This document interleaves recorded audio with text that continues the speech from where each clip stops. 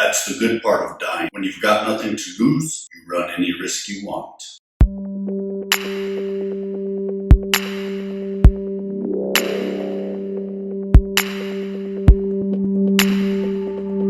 Welcome back to another edition of Drotalks Audiobooks. Dro here. Today we're going to be discussing Fahrenheit 451, which is a classic, but a goodie. Before we get started, do me a favor and burn that like button, fight the firemen, and subscribe to enjoy more audiobook content. Fahrenheit 451 was written by Ray Bradbury and was published on October 19th, 1953. And in the audiobook version that I listened to, it was narrated by Tim Robbins. This book is part of what I like to refer to as my personal dystopian trilogy. We got Fahrenheit 451, 1984, Brave New World. So this is the first of that dystopian trilogy, which I compare all dystopian novels to because these are classics for a reason, they're taught for a reason, and the stories are, in most cases, relevant even till today. The story unfolds for us from the point of view of Guy Montag. He is a great protagonist, and he is known to the world that he's a part of. I mean, a firefighter in this book does not prevent fires or turn them out. They create fires. And they create fires specifically to burn books. And we see this world start to get peeled back from Guy Montag when he meets a young female character named Clarice.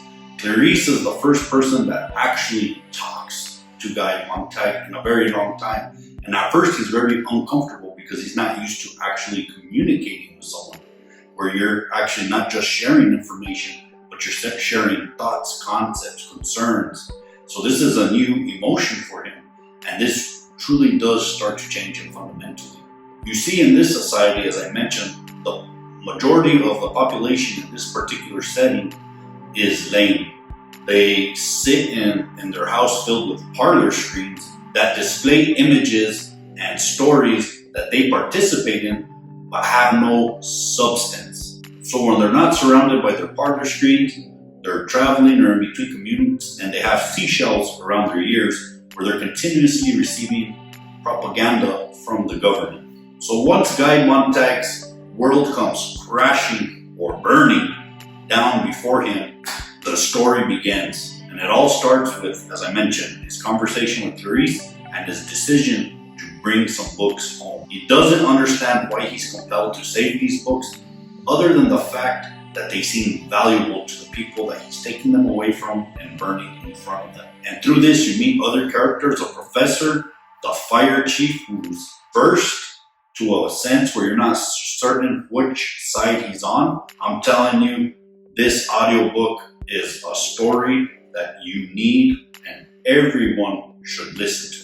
The narration is done exceptionally well by Tim Robbins. He really breathes life into these characters, as I love to say.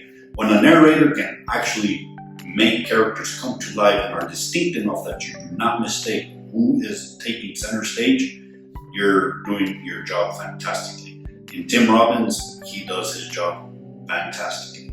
The climax to this story is very satisfying, and it's left, as so many of these stories are left that are from this time period, as open-ended to an extent where it leaves you being able to fill in that with your own imagination, which I do appreciate and think more authors should take it. I believe this book, along with the other dystopian trilogies that I mentioned before, are more relevant today than ever before. At a time where we continuously sacrifice privacy for convenience, this is a very big warning to a future that can come if we allow it.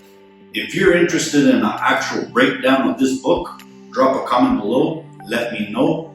And as always, thank you for watching. Do not forget to hit that like and subscribe, ring that bell to get notified, and we'll see you next time.